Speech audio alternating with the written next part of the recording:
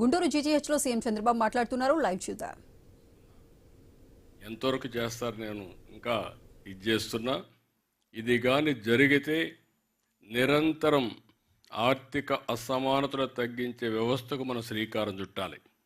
వీళ్ళు ఒకసారి పైకి వెళితే కొంతమంది కిందికి వస్తారు, మళ్ళా హ్యాండ్ హోల్డ్ చేయడం. ఈ విధంగా మనం సమాజంలో నిరంతరం ఒక సాటిస్ఫాక్షన్ కానీ ఇంకొక పక్కన హ్యాపీనెస్ ఉండాలంటే ఇలాంటి కార్యక్రమానికి శ్రీకారం చుట్టాలనే ఉద్దేశంతోనే ఈరోజు P4 తీసుకొచ్చాం. దీనికి కూడా మిమ్మల్ని అందరినీ రిక్వెస్ట్ చేస్తున్నా, ఎంతమంది వీలైతే అంతమంది మీరు కూడా ముందుకు రావాల్సిందిగా మిమ్మల్ని అందరినీ కోరుకుంటున్నా. ఇప్పుడే ఈరోజు ఈ బిల్డింగ్ని చూస్తే 2,69,240 చదరపు అడుగుల్లో 5 అంతస్తులు శిశు ఆరోగ్య కేంద్రం ఏర్పాటు చేశారు. 600 బెడ్లు ఈ బ్లాక్లో ఉన్నాయి. ప్రసూతి విభాగం 300 బెడ్లు, పీడియాట్రిక్స్ 200, NICU, SICU, PICU వంటి విభాగాలు మిగిలిన బెడ్లు ఉన్నాయి. ఒకే డోనర్ డాక్టర్ గవిని రమాదేవి కుటుంబం ఉమాదేవి కుటుంబం 22 కోట్లు ఇచ్చారు. అలాగే నళిని వెంకటేష్ తేళ్ల 8 కోట్లు ఇచ్చారు. వాసిరెడ్డి రమాదేవి, కొండ్రగుంట వెంకట్రావు 4,32,00,000 ఇచ్చారు. మొవ్వా వేదవతి, వెంకటేశ్వరరావు 4,04,00,000 ఇచ్చారు. డాక్టర్ తేలికి చర్ల, గుడిమెడ కుటుంబాలు 3,60,00,000 ఇచ్చారు. డాక్టర్ లక్ష్మి చౌదరి గంగా 3,40,00,000. బీనా నూతక్కి, గోపాలరావు 3,20,00,000.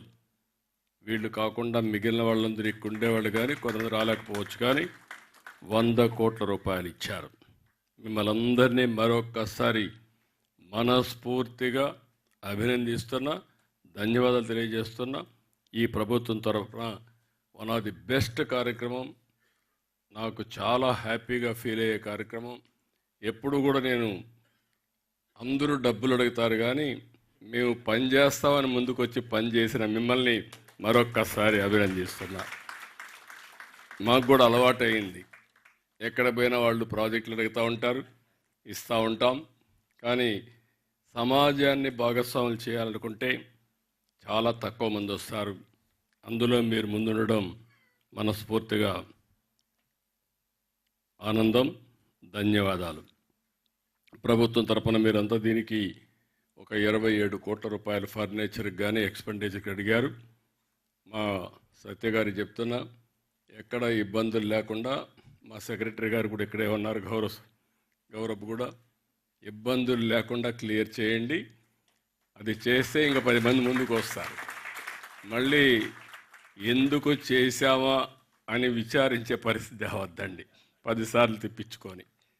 అవి మేము చేయగలిగితే ఆటోమేటిక్గా ఇంకా చాలామంది ముందుకు వస్తారు, చేయాల్సిందిగా నేను కోరుతున్నా. ఇంకొక పక్కన పూర్వ విద్యార్థులు ఈ బ్లాక్ నిర్మాణంతో పాటు 35 కోట్లు పెట్టి ఆడిటోరియం నిర్మించారు. వాళ్ళను కూడా అభినందిస్తున్నా.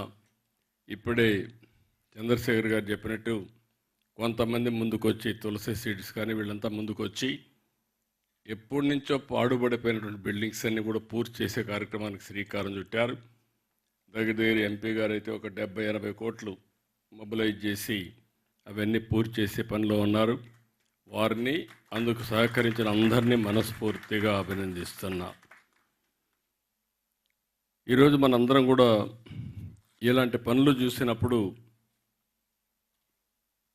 ఒక్కోసారి సాటిస్ఫాక్షన్ ఎప్పుడు వస్తుందంటే, డబ్బులు ఉంటే సాటిస్ఫాక్షన్ రాదు. మనం చేసిన డబ్బులున్నా కూడా ఆ డబ్బులు సద్వినియోగం చేసి, నేను ఎప్పుడు చెప్తా ఉంటాను, చాలామంది డబ్బులంతా పిల్లలకి ఇవ్వాలనుకుంటాం, కానీ కొంతమంది డబ్బుల్ని సద్వినియోగం చేస్తారు. పిల్లలకి ఇవ్వద్దని నేను చెప్పడం లేదు, ఇవ్వాలి. అదే సమయంలో మనకు తృప్తినిచ్చే పని తిరిగి సమాజానికి కూడా ఇవ్వాల్సిన అవసరం ఉంది.